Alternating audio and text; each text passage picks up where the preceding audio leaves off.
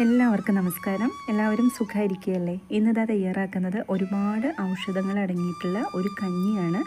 അപ്പോൾ അതിന് വേണ്ടിയിട്ട് ഞാൻ കുറച്ച് സാധനങ്ങൾ എടുത്തു വെച്ചിട്ടുണ്ട്. കുറച്ച് സാധനങ്ങളെന്ന് പറഞ്ഞാൽ ഒരു 10 ഐറ്റം എടുത്തു വെച്ചിട്ടുണ്ട് കേട്ടോ. അപ്പോൾ ഇതെല്ലാം ചേർത്തിട്ടാണ് നമ്മൾ ഈ കഞ്ഞി റെഡിയാക്കുന്നത്.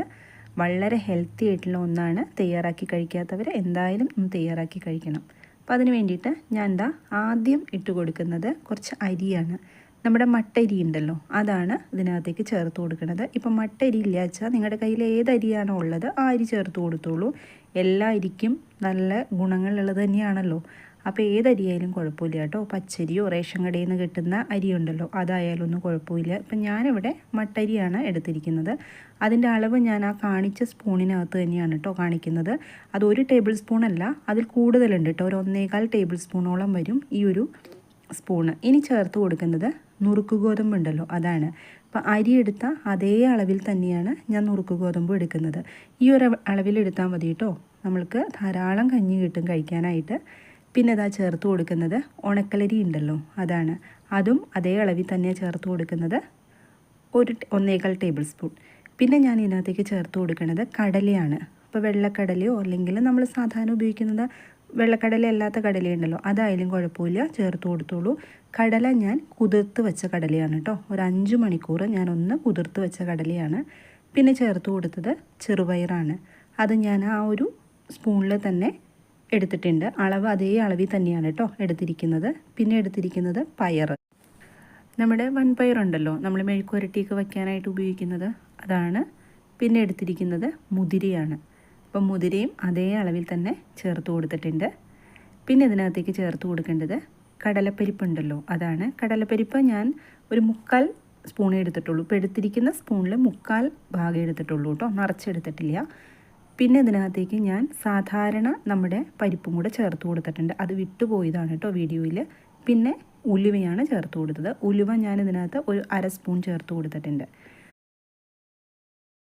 അപ്പോൾ ഇതെല്ലാം കൂടി ചേർത്തിട്ട് നമ്മൾ കഞ്ഞി വെച്ച് കഴിക്കുമ്പം ഒന്നും കൂടെ ഹെൽത്തി ആയിട്ടുള്ള കഞ്ഞിയാണ് കേട്ടോ നമ്മൾക്ക് കിട്ടുന്നത്.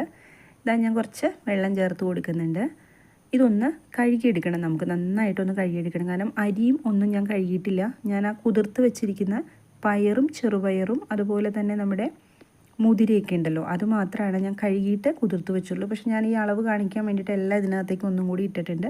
ഒന്നും കൂടെ നമുക്കിതെല്ലാം കൂടി ഒന്ന് കഴുകിയെടുക്കാം. ഇനി വേവ് ഇതിൻ്റെ പാകമായിരിക്കും കേട്ടോ. നമ്മളത് വെന്തുടഞ്ഞ് അങ്ങനെ കുഴഞ്ഞൊന്നും പോവില്ല. കറക്റ്റ് പാകത്തിന് തന്നെ നമുക്കത് കിട്ടും. ഇനി പയറും കടലയൊക്കെ നിങ്ങൾക്ക് കുതിർക്കാൻ ബുദ്ധിമുട്ട് വരിക വെച്ചാൽ ഇതിൻ്റെ കൂടെ തന്നെ അങ്ങ് ഇട്ടിട്ട് ചെയ്തെടുത്തോളൂ. കുറച്ച് ചൂടുവെള്ളത്തിൽ ഒന്ന് ഇട്ട് വെച്ചാൽ മതി. ഒരു 1/2 മണിക്കൂറെങ്കിലും ഒരു ചൂടുവെള്ളത്തിൽ ഇട്ട് വെച്ചാൽ നമുക്ക് നന്നായിട്ട് കുതിർന്ന് കിട്ടിക്കോളും. ഇനി ഇതെല്ലാം ഞാൻ കഴുകിയെടുത്തിട്ടുണ്ട്. ഇനി നമ്മൾക്കിതൊന്ന് വേവിക്കാനായിട്ട് വയ്ക്കണം. അപ്പം ഞാൻ ഒരു കുക്കറിനകത്തേക്ക് ഇട്ട് കൊടുക്കുകയാണ് കേട്ടോ. ഇതെല്ലാം കൂടെ ഒരുമിച്ച് തന്നെയാണ് ചെയ്യുന്നത്. ഇനി വേവ് വ്യത്യാസം വരൂലേ എന്നൊന്നും നിങ്ങൾ വിചാരിക്കേണ്ട. ഇതിപ്പോൾ നമ്മൾ വൈകുന്നേരത്തേക്കൊക്കെയാണ് കഞ്ഞി റെഡിയാക്കുന്നതെങ്കിൽ പയറും കടലയൊക്കെ ഒരു ഉച്ചയാകുമ്പോഴേക്കും ഒന്ന് ഇട്ടാൽ മതി. ഒരു 4-5 മണിക്കൂറാകുമ്പോഴേക്കും നമ്മൾക്ക് കുതിർന്ന് കിട്ടുമല്ലോ. അങ്ങനെ തന്നെ ചെയ്താൽ മതി. പരിയുടെ ഒപ്പം അങ്ങനെ ചേർക്കുമ്പോൾ നമുക്ക് എളുപ്പനേ കിട്ടും. അതുകൊണ്ടാണ് കുതിർത്തെടുക്കാമെന്ന് പറഞ്ഞത്. അപ്പം ഞാൻ ഇതെല്ലാം ഇതിനകത്തേക്ക് ചേർത്ത് കൊടുത്തിട്ടുണ്ട്. ഇനി നമ്മൾക്ക് ഇതിനകത്തേക്ക് ആവശ്യമായിട്ടുള്ള വെള്ളം ചേർത്ത് കൊടുക്കണം, വേവാൻ ആവശ്യമായിട്ടുള്ള വെള്ളം. അപ്പം ഞാൻ നമ്മുടെ ഓരോ കുക്കറിനും ഓരോ ഭാഗമാണല്ലോ, അതനുസരിച്ച് ഇപ്പം ഞാൻ വെള്ളം ചേർത്ത് കൊടുത്തിട്ടുണ്ട്. ഇനി അതുപോലെ തന്നെ ഓരോ കുക്കറിലും ഓരോ വിസിലായിരിക്കും. നമ്മൾ അരിയൊക്കെ വേവിക്കുമ്പോൾ അങ്ങനെയല്ലേ. അപ്പോൾ ഇതിന് എനിക്കൊരു 6 വിസിൽ മതി കേട്ടോ. സാധാരണ നമ്മളിവിടെ ചോറ് വയ്ക്കുമ്പം 6 വിസിലായിട്ടാണ് എടുക്കാറുള്ളത്. അപ്പോൾ അതേ പാകത്തിന് തന്നെയാണ് ഞാനിത് ഇറക്കിയിരിക്കുന്നത്. കാരണം ആ നുറുക്ക് ഗോതമ്പും ഒക്കെ അതേ കറക്റ്റ് അളവിൽ നമുക്ക് വെന്ത് കിട്ടുള്ളൂ. ഉണക്കലരിയൊക്കെ വെന്ത് കിട്ടിക്കോളും. അപ്പോൾ നിങ്ങൾ ഏത് കുക്കറാണ് എടുക്കുക വെച്ചാൽ അതനുസരിച്ച് കറക്റ്റ് ആ ഒരു പാകത്തിന് എടുത്തോളണം. വെള്ളം അതനുസരിച്ച് ചേർത്ത് കൊടുക്കണം കേട്ടോ. അപ്പോൾ ഞാൻ സ്റ്റൗവിലേക്ക് വെച്ചിട്ടുണ്ട്. അപ്പോൾ ഞാൻ വിസിലിട്ടിട്ട് തന്നെയാണ് കേട്ടോ വെച്ചിരിക്കുന്നത്. സാധാരണ ഞാൻ അങ്ങനെ തന്നെ ചെയ്യാറില്ല. ചിലർ അതിൻ്റെ ആ ഒരു വിസിലിടാതെ വച്ചിട്ട് ഇടാറുണ്ട്. അതിപ്പോൾ നിങ്ങൾ ചെയ്യുന്നത് പോലെ തന്നെ ചെയ്തോളൂ. ഓരോരുത്തരും ഓരോരോ രീതിയിലായിരിക്കുമല്ലോ ചെയ്തെടുക്കുന്നത്. അപ്പോൾ ഞാനിങ്ങനെയാണ് ഇവിടെ അരി വെക്കാറുള്ളത്. അതുപോലെ തന്നെ ഞാനങ്ങ് ചെയ്ത് കൊടുത്തിട്ടുണ്ട്.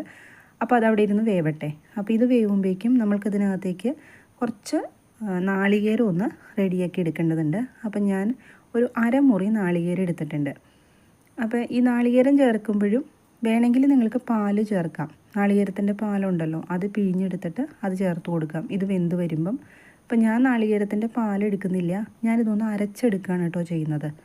ഇപ്പം അരമുറിയാണ് എടുത്തിരിക്കുന്നത്. നാളികേരം കുറച്ച് കൂടുതൽ കൊടുത്തു കഴിഞ്ഞാൽ ടേസ്റ്റൊക്കെ കൂടും. ഇനി നാളികേരം വേണ്ടച്ചാലും ഒരു കുഴപ്പമൊന്നുമില്ല കേട്ടോ. ഇങ്ങനെ തന്നെ കുക്കറിൽ വേവിച്ചിട്ട് നമുക്ക് അല്പം ഉപ്പൊക്കെ ഇട്ടിട്ട് കഴിച്ചാലും കുഴപ്പമൊന്നുമില്ല. ചിലവർക്ക് നാളികേരത്തിൻ്റെ പാലൊന്നും അത്ര ഇഷ്ടമുണ്ടാവില്ല. അപ്പോൾ അത് ഓരോരുത്തരുടെ ഇഷ്ടത്തിന് നമുക്ക് എടുക്കാം. കുറച്ച് ജീരകം ഞാൻ ചേർത്ത് കൊടുക്കുന്നുണ്ട്. ജീരകം എനിക്ക് അത്ര ഇഷ്ടമില്ലാത്തതുകൊണ്ടാണ് വളരെ കുറച്ച് ചേർത്തത്. നിങ്ങൾക്ക് ചിലപ്പോൾ ഇഷ്ടമുള്ളവരുണ്ടാവും, അപ്പോൾ കൂടുതൽ ചേർത്ത് കൊടുത്തോളൂ കേട്ടോ. ഇപ്പോൾ ദാ ഇത് റെഡിയായി കിട്ടിയിട്ടുണ്ട്. ഇനി നിങ്ങൾക്ക് വേണമെച്ചാൽ ഇതിനകത്തേക്ക് ചെറിയുള്ളിയോ അല്ലെങ്കിൽ വെളുത്തുള്ളിയോ ചേർത്ത് കൊടുക്കാം. ഞാനത് ചേർക്കുന്നില്ല, കാരണം ചിലവർക്ക് ഈ കടലയും പയറും പരിപ്പും ഒക്കെ കഴിക്കുമ്പോൾ ഗ്യാസിൻ്റെ ചില പ്രശ്നം ഉണ്ടാവും. അപ്പോൾ അത് വേണമെങ്കിൽ 1-2 അല്ലി ഒന്ന് ചേർത്ത് കൊടുത്തോളൂ. ഇപ്പോൾ ഇതാ നമ്മുടെ കഞ്ഞി ഇവിടെ നന്നായിട്ട് വെന്ത് കിട്ടിയിട്ടുണ്ട്. ഞാൻ ദാ ഇതുപോലത്തെ ഒരു പാത്രത്തിനകത്തേക്കൊന്ന് മാറ്റിയിട്ടുണ്ട് കേട്ടോ. കുക്കറിലാവുമ്പോൾ നിങ്ങൾക്കത് കാണാൻ പറ്റില്ല, അതുകൊണ്ടാണ് ഞാൻ ഇങ്ങനത്തെ ഒരു പാത്രത്തിലേക്ക് മാറ്റിയത്. കറക്റ്റ് വേവായിട്ട് കിട്ടിയിട്ടുണ്ട്. കണ്ടോ, വെള്ളമൊന്നും പിന്നെ ചേർത്ത് കൊടുക്കേണ്ട ആവശ്യം വന്നില്ല. ഞാനിതൊന്നും കൂടി ഒന്ന് തിളപ്പിച്ചിട്ടുണ്ട്. ആ കുക്കറിൽ നിന്നൊന്ന് മാറ്റിയതല്ലേ, അപ്പോൾ ഒന്നും കൂടി ഒന്ന് ചൂടാക്കി എടുത്തിട്ടുണ്ട്. വളരെ ഹെൽത്തി ആയിട്ടുള്ള ഒരു കഞ്ഞിയാണ്. ഞാൻ പറയാതെ തന്നെ നിങ്ങൾക്കറിയാമല്ലേ, ഒരുപാട് പ്രോട്ടീനും ഫൈബർ കണ്ടൻറ്റും ഒക്കെ അടങ്ങിയ ഓരോന്നാണ് നമ്മൾ ഇതിനകത്തേക്ക് ചേർത്ത് കൊടുത്തിട്ടുള്ളത്. ഈ മുതിരയൊക്കെ ആണെങ്കിൽ കഴിക്കാൻ ആർക്കും ഇഷ്ടമില്ലാത്ത ഒന്നാണ് മുതിര, അല്ലേ, മുതിരയുടെ ടേസ്റ്റ്. അപ്പോൾ ഇങ്ങനെയൊക്കെ ചേർത്താൽ നമുക്കത് കഴിക്കാൻ പറ്റും. ഞാൻ എന്താ നാളികേരം അരച്ചത് ഇതിനകത്തേക്ക് ചേർത്ത് കൊടുക്കുന്നുണ്ട്. നല്ലോണം അരച്ചെടുത്തോളൂ കേട്ടോ. നാളികേരം നമ്മൾ കറികൾക്കൊക്കെ അരയ്ക്കൂലേ, അതേ ഒരു രീതിയിൽ തന്നെ അരച്ചെടുത്തോളൂ. അതും കൂടെ ചേർത്ത് കൊടുത്തിട്ടുണ്ട്. അടച്ചു വെച്ചൊന്നും വേവിക്കണ്ട, ചെറിയ ചൂടിലിട്ടിട്ട് നമ്മളൊന്ന് ആ ഒരു പച്ചമണം മാറുന്നത് വരെ നാളികേരത്തിൻ്റെ ഒന്ന് നന്നായിട്ട് തിളപ്പിച്ചെടുത്താൽ മതി. ഈ ചെറുപയറും കടലയും എല്ലാം നമ്മൾ തോരൻ വെച്ചും കറി വെച്ചും ഒക്കെ കഴിക്കും. പക്ഷേ ഈ മുതിര സാധാരണ ആരും കഴിക്കാത്ത ഒന്നാണ് മുതിര. പക്ഷേ ഈ ചെറുപയറിനേക്കാളും കടലേക്കാളും ഒക്കെ ഏറ്റവും കൂടുതൽ ആരോഗ്യ ഗുണങ്ങളൊക്കെ ഉള്ളത് നമ്മുടെ മുതിരയിലാണ്, അല്ലേ? ഒരുപാട് പേർക്ക് അറിയാം, അതുകൊണ്ട് കൂടുതൽ വിശദമായിട്ടൊന്നും ഞാൻ പറയേണ്ട ആവശ്യമൊന്നുമില്ല. നമ്മൾക്ക് തടി കുറയ്ക്കാനൊക്കെ ഏറ്റവും നല്ലതാണ് ഈ മുതിര കഴിക്കുന്നത്. കുടവയറുള്ളവർക്കും പിന്നെ ഈ യൂറിനറി ഇൻഫെക്ഷൻ ഉള്ളവർക്ക്, അതുപോലെ തന്നെ സ്റ്റോണിൻ്റെ പ്രശ്നമുള്ളവർക്കൊക്കെ ഈ മുതിര കഴിക്കുന്നത് വളരെ നല്ലതാണ്. മുതിര രസം വെച്ച് കഴിക്കുകയും അതുപോലെ തന്നെ തോരൻ വെച്ച് കഴിക്കുകയൊക്കെ ചെയ്യണം. പക്ഷേ ആരും അത് കഴിക്കാറില്ല, ടേസ്റ്റ് ഇല്ലാത്തതുകൊണ്ടാണ് ആരും കഴിക്കാത്തത്. പക്ഷേ ഇതുപോലെ കഞ്ഞിയിലൊക്കെ വെച്ച് കഴിച്ചു നോക്കൂ കേട്ടോ. അപ്പോൾ മുതിരയുടെ ആ ടേസ്റ്റ് ഇഷ്ടമില്ലാത്തവർക്ക് ഇതിനകത്ത് അത് നമുക്ക് ഒട്ടും ഫീൽ ചെയ്യില്ല. കാരണം എന്താ വെച്ചാൽ എല്ലാം കൂടി ചേർത്തിട്ടില്ലേ നമ്മൾ ഇത് കഴിക്കുന്നത്. ഫൈബർ കണ്ടൻറ്റൊക്കെ ധാരാളം ഉള്ളതാണ് മുതിര. അപ്പോൾ നമ്മുടേതാ കഞ്ഞി ഇവിടെ റെഡിയായി കിട്ടിയിട്ടുണ്ട്. അപ്പോൾ ഇതുപോലെ എല്ലാവരും ഒന്ന് തയ്യാറാക്കി കഴിക്കണം. ഇപ്പോൾ ഒരു മാസത്തിൽ 1-2 പ്രാവശ്യമെങ്കിലും ഇങ്ങനത്തെ ഒരു കഞ്ഞി കഴിക്കുന്നത് വളരെ നല്ലതാണ്. പ്രത്യേകിച്ച് നമ്മുടെ കുട്ടികൾക്കൊക്കെ കൊടുക്കുന്നത് നല്ലതാണ് കേട്ടോ. ഡയറ്റ് എടുക്കുന്നവർക്ക് ഏറ്റവും നല്ലതാണ് കേട്ടോ ഈ കഞ്ഞി. കാരണം എന്താ വെച്ചാൽ ധാരാളം പ്രോട്ടീനുണ്ട്. പിന്നെ അതുമാത്രമല്ല, നമ്മളിത് കുറച്ച് കഴിക്കുമ്പോഴേക്കും നമ്മുടെ വയറ് ഫുള്ളാവും. അപ്പോൾ വളരെ കുറച്ച് കഴിച്ചാൽ മതിയാവും. അപ്പോൾ ഇതെല്ലാവരും തയ്യാറാക്കി കഴിക്കണം. അതുപോലെ തന്നെ കുട്ടികൾക്കും കൊടുക്കുന്നത് വളരെ നല്ലതാണ് കേട്ടോ. ഈ പയറും മുതിരയൊന്നും മിക്ക കുട്ടികൾക്കും കഴിക്കാൻ ഇഷ്ടമുണ്ടാവില്ല. അപ്പോൾ ഇത് തയ്യാറാക്കി കൊടുത്തു നോക്കൂ. അവർക്ക് കൊടുക്കുമ്പോൾ കുറച്ച് നെയ്യൊക്കെ ഇതിനകത്ത് ഒന്ന് ഒഴിച്ചു കൊടുത്താൽ അവർക്കത് ഇഷ്ടമാവും, കഴിക്കുകയും ചെയ്യും. പിന്നെ നമ്മൾ കഴിക്കുമ്പോൾ കുറച്ച് ഉപ്പും കൂടെ ചേർത്ത് കഴിക്കുക. അപ്പോൾ ഇന്നത്തെ റെസിപ്പി എല്ലാവർക്കും ഇഷ്ടമായി എന്ന് കരുതുന്നു. വീഡിയോ ഇഷ്ടമായാൽ ലൈക്ക് ചെയ്യാനും അതുപോലെ സബ്സ്ക്രൈബ് ചെയ്യാനും കമൻറ്റ് ചെയ്യാനും ആരും മറന്നു പോകരുത് കേട്ടോ. മറ്റൊരു വീഡിയോയിൽ കാണാം. എല്ലാവരും സന്തോഷമായിട്ടിരിക്കുക. Thank you.